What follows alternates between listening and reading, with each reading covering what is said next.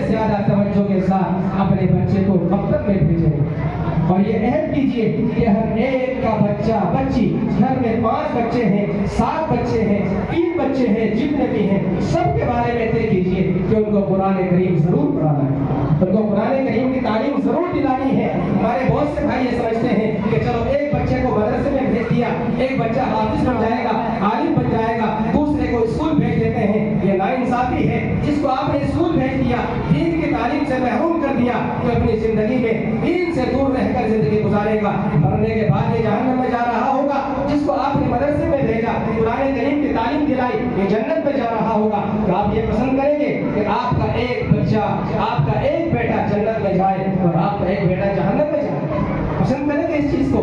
آپ پسند کریں گے؟ ہر کس کو پسند نہیں کرے گا۔ تو جب آپ کو یہ پسند نہیں ہے تو پھر یہ طے کر کے یہاں سے اٹھنا پڑے گا کہ آپ اسکولوں میں بچوں کو پڑھائیے، ڈاکٹر بنائیے، انجینئر بنائیے، کسی سرکاری ملازمت کے لیے کوشش کیجیے، دلوائیے ان کو سرکاری ملازمت۔ لیکن ہاں، اس سے پہلے اتنا ضرور کر لیجیے کہ آپ کے بچے کے پاس، ہر بچے کے پاس، ہر بچی کے پاس قرآن کریم کی تعلیم ضرور ہو۔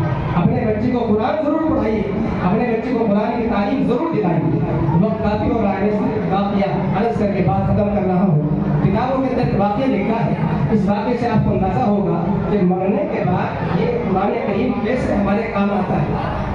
واقعہ لکھا ہے کہ ایک بزرگ کسی دوسرے بزرگ کے مزار پر قبرستان گئے اور وہاں بیٹھ کر کے وہ پڑھتے رہے، سارے ثواب کرتے رہے اور وہاں بیٹھ کر کے مراقبہ کرنے لگے۔ تو مراقبہ کرتے کرتے ان کی آنکھیں بند ہو گئی اور ان کو اونگ آ گئی۔ جب ان کو اونگ آئی تو آہستہ آہستہ وہ پیچھے کو ہٹے اور پیچھے ایک قبر تھی، ایک قبر سے ان کی ٹینک لگی۔ تو اس کے بعد ہوتا یہ ہے کہ وہ دیکھتے ہیں کہ سارے قبرستان کے مردے، اس قبرستان میں جتنے مردے مدفون تھے، سب اپنی قبروں سے باہر نکلے ہوئے کھڑے ہیں اور ایک بہت بڑا میدان ہے، سب اس میدان میں ہیں اور نیچے سے کوئی چیز اٹھا رہے ہیں، چگ رہے ہیں۔ جس طرح کوئی چیز پڑی ہوئی ہو اس کو آدمی اٹھاتا ہے، چگتا ہے، اس کو چنتا ہے، تو اس طریقے سے وہ چگ رہے ہیں اور پھر رہے ہیں تلاش کرتے ہوئے، اور کوئی چیز ان کو جب ملتی ہے اس کو اٹھا لیتے ہیں۔ لیکن جس قبر کے پاس یہ بزرگ بیٹھے ہوئے تھے، اس قبر کا جو مردہ تھا، اس میں جو آدمی دفن تھا، اس کو انہوں نے دیکھا کہ یہ سکون کے ساتھ اپنی قبر میں ٹیک لگائے بیٹھا ہے، یہ ان مردوں کے ساتھ شامل نہیں۔ تو یہ اس کی طرف متوجہ ہوئے اور اس سے کہا کہ سب لوگ جو اس میدان میں ہیں اور کچھ اٹھا رہے ہیں، یہ کیا کر رہے ہیں؟ اس نے بتایا کہ جو مسلمان اپنے مرحومین کے لیے، اپنے مرنے والوں کے لیے قرآن کریم پڑھ کر، صدقہ خیرات کر کے، تسبیحات پڑھ کر، نماز پڑھ کر، طرح طرح کے نیک اعمال کر کے یہ سارے ثواب کرتے ہیں، تو یہ اپنے اپنے حصے کا ثواب اٹھا رہے ہیں، اس کو اکٹھا کر رہے ہیں۔ تو انہوں نے کہا کہ آپ بھی تو نیک اعمال کے ثواب سے محتاج ہیں، تو آپ ان کے ساتھ کیوں شامل نہیں ہیں؟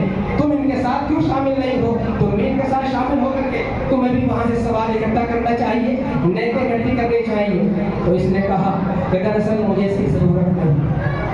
انہوں نے کہا کہ تمہیں کیوں ضرورت نہیں؟ تو یہ کہتا ہے کہ بات یہ ہے کہ میرا ایک بیٹا ہے جس کو میں نے بہت محنت سے قرآن کریم حفظ کرایا، وہ میرا بیٹا حافظ قرآن ہے اور وہ روزانہ ایک قرآن کریم پڑھ کر مجھے ثواب پہنچاتا ہے۔ اس لیے مجھے جو عام لوگ ثواب پہنچاتے ہیں اس ثواب کی ضرورت نہیں، ایک قرآن کا ثواب میرے بیٹے کی جانب سے روزانہ مجھے پہنچتا رہتا ہے۔